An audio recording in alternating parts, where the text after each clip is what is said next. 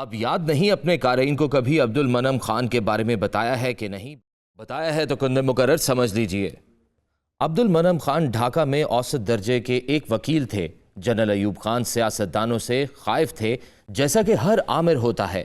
آمروں کا کاسا لیس، ابن الوقت، ٹوڈی اور مرغان بعد نماہی راس آتے ہیں، جن کی لغت میں جی جناب اور یس سر کے سوا کوئی لفظ نہ ہو۔ عبد المنعم خان میں یہ تمام خصائص موجود تھے، چنانچہ جنرل نے انہیں مشرقی پاکستان کا گورنر مقرر کر دیا۔ ان کے لطیفے کچھ سچے کچھ بناوٹی خوب مشہور ہوئے۔ ایک ان میں سے یہ تھا کہ جنرل ایوب ڈھاکہ ایئرپورٹ پر جہاز سے نکلے تو استقبال کے لیے گورنر عبد المنعم خان حاضر تھے۔ جنرل ان سے بغل گیر ہوئے تو کوئی چیز جنرل کو چبھی، شک ہوا کہ خنجر یا ریوالور چھپائے ہیں۔ تلاشی کا حکم ہوا، مگر عبد المنعم خان کے سینے سے نکلا کیا؟ ایوب خان کی تصنیف فرینڈز ناٹ ماسٹرز کا نسخہ، جسے انہوں نے سینے سے لگایا ہوا تھا۔ ایک اور لطیفہ یہ تھا کہ چین گئے اور ماؤ زے تنگ سے ملے۔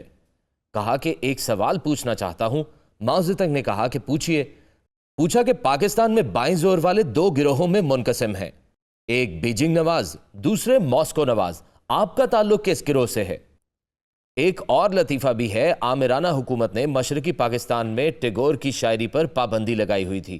ریڈیو ٹی وی پر اس کی شاعری کو گانے، پڑھنے یا سنانے کی اجازت نہ تھی۔ ڈھاکہ کے تعلیمی اداروں سے طلباء کا ایک وفد گورنر صاحب کی خدمت میں حاضر ہو کر عرض گزار ہوا کہ عالی جاہ یہ پابندی ہٹا دی جائے۔ اس پر عبد المنعم خان نے طلباء کو مشورہ دیا کہ تم لوگ ٹیگور کے گیت خود کیوں نہیں لکھتے؟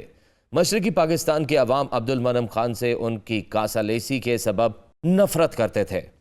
ان کے صاحبزادے ڈھاکہ یونیورسٹی کے طالب علم تھے۔ سننے میں آیا تھا کہ کچھ طلباء نے نفرت کے اظہار کے طور پر ان کا ایک کان کاٹ دیا تھا۔ تاہم مجھے ان کے صاحبزادے کو ملنے یا دیکھنے کا اتفاق نہ ہوا۔ یہ تمہید تھی۔ اصل بات جو بتانی ہے اور ہے وہ یہ کہ عبد المنعم خان کا کوئی دوست یا ان کے آبائی قصبے سے کوئی جاننے والا ملنے آتا تھا تو وہ اسے گورنر ہاؤس میں اپنی شان و شوکت دکھاتے تھے۔ کبھی پلنگ پوش، کبھی فانوس، کبھی چائے کے برتن وغیرہ۔ یہ کیا تھا؟ یہ شدید احساس کمتری تھا، اور اس بات کی دلیل کہ اچھے بستر، پلنگ اور ڈھنگ کے برتن انہیں زندگی میں پہلی بار نصیب ہوئے تھے۔ ہمارے علاقے میں نودولتیے کے بارے میں یہ محاورہ استعمال ہوتا ہے کہ فلاں کا پیٹ عصر کے وقت بھرا ہے۔ اس مسئلے میں تربیت کا بھی بہت عمل دخل ہے۔ جن لوگوں کو نجات کا سبق ملا ہو اور یہ سکھایا گیا ہو کہ اصل اہمیت چیزوں کی نہیں، انسان اور انسانی رویوں کی ہے، ان سے ایسی پست مبتذل حرکتیں سرزد نہیں ہوتی۔ ایسی حرکتیں کرنے والے افراد معاشرے کے لیے نہ صرف نقصان دہ ہوتے ہیں بلکہ خطرے کا باعث بن سکتے ہیں۔ افسوس کہ یہ عامیانہ مائنڈ سیٹ اب سول سروس میں آ گیا ہے۔ چند روز پہلے ایک سرکاری ملازم نے جو کسی تحصیل کا والی ہے، ٹویٹر پر اپنی اس عالیشان گاڑی کا ذکر ما تصویر کیا جو اسے سرکار نے لے کر دی ہے، جو حرف عام میں ڈالا کہلاتی ہے اور ذمہ داروں، پراپرٹی ڈیلروں اور اسی قبیل کی دیگر مخلوقات کی پسندیدہ سواری ہے۔ یہ شان و شوکت اور سٹیٹس کی علامت بھی ہے، ایسی شان و شوکت اور ایسا سٹیٹس جس سے سنجیدہ اور متین لوگ دور بھاگتے ہیں اور ہرگز باعث عزت نہیں سمجھتے۔ اس سرکاری ملازم نے مبینہ طور پر اس سواری کا ذکر فاخرانہ انداز میں کیا۔ خدا بھلا کرے سوشل میڈیا کا، جس کے نقصانات بہت ہیں مگر فوائد بھی کم نہیں۔ آن کی آن میں خلق خدا نے اس ناشائستہ ٹویٹ کے رد عمل میں وہ مذمت کی کہ افسر کو اپنا ٹویٹ حذف کرنا پڑا۔ عوام بہت زیادہ باشعور اور حساس ہو چکے ہیں، بے زبانوں کو زبان مل چکی ہے۔ اب انہیں معلوم ہے کہ دیسی انگریزوں کی یہ شان و شوکت، یہ تزک و احتشام، یہ تام جھام، یہ ہٹو بچو سب عوام ہی کی جیبوں کی کمائی سے چل رہا ہے۔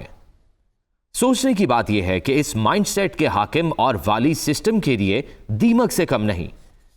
یہ سسٹم پہلے ہی سرطان زدہ ہو چکا ہے، اوپر سے اس ذہنیت کی افرادی قوت یا وحشت بگاڑ کو 10 سے نہیں 100 سے ضرب دینے والی بات ہے۔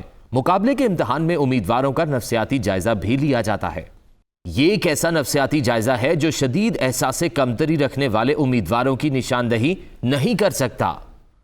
کیا آپ تصور کر سکتے ہیں کہ چوہدری محمد علی، سرتاج عزیز، شیخ محمد اکرام، قدرت اللہ شہاب، مختار مسعود، الطاف گوہر ایسی حرکت کرتے؟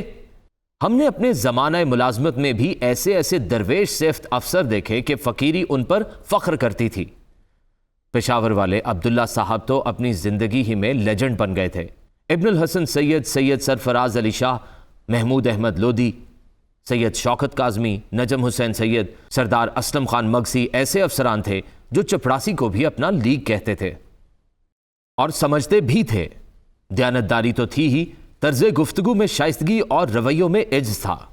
سرکاری گاڑیوں کی موجودگی میں محمود احمد لودھی سائیکل پر اور نجم حسین سید بس پر سوار ہو کر دفتر آتے تھے، اور آج کل کے یہ لڑکے جو اپنے کیریئر کے بالکل ابتدائی دور میں ہیں، گاڑیوں کی فخریہ نمائش اور تشہیر کرتے پھرتے ہیں۔ کوئی ہے جو انہیں اقبال کی یہ نظم ہی پڑھا دے؟ میں کدے میں ایک دن ایک رند زیرک نے کہا، ہے ہمارے شہر کا والی گدائے بے حیا، اس کے نعمت خانے کی ہر چیز ہے مانگی ہوئی، دینے والا کون ہے؟ مرد غریب و بے نوا، پس نوشت سی ڈی اے کہاں ہے؟ وفاقی دارالحکومت کے وسط میں مسجد کتب شہید واقع ہے، جو ترقیاتی ادارے کے سربراہ کے دفتر سے بمشکل 1 کلومیٹر دور ہوگی۔ مسجد کی بالکل بغل میں سیکٹر G64 کی اسٹریٹ 63 میں غلاظت سے بھرا چھکڑا، جس کے پہیے نہیں ہیں، 24 گھنٹے کھڑا رہتا ہے۔ مسجد جانے والے نمازیوں کو اس تعفن سے ہو کر گزرنا پڑتا ہے۔ گندگی کے یہ مستقل ڈیپو کسی بھی گزرگاہ کے کنارے نہیں ہونے چاہیے، چاہے جائے کہ مسجد کے پاس ہوں۔ مسجد کے حوالے سے تو پیاز اور لہسن کی بو بھی پسندیدہ نہیں۔ حیرت ہے کہ اس غلاظت گاہ کے ساتھ والے گھروں میں لوگ رہ کس طرح رہے ہیں۔ گئے زمانوں میں بادشاہ بھیس بدل کر راتوں کو شہروں میں پھرتے تھے اور مسائل کو اپنی آنکھوں سے دیکھتے تھے۔ آج متعلقہ اداروں کے سربراہ تک شہر کے مسائل کی براہ راست واقفیت نہیں رکھتے۔ پروٹوکول اور افسری شہر اور والی شہر کے درمیان حائل ہے۔ سادی کی تنبیہ آج بھی نوشتہ دیوار ہے۔ خیرکن اے فلان و غنیمت شمار عمر، زان پیشتر کا بانگ بر آئد فلان نماند۔ زندگی کو غنیمت جانیے۔ فلاح کا کوئی کام کر سکتے ہیں تو کر جائیے، فلاح کا کوئی کام کر سکتے ہیں تو کر جائیے، اس سے پہلے کہ آپ کے کوچ کا اعلان ہو جائے۔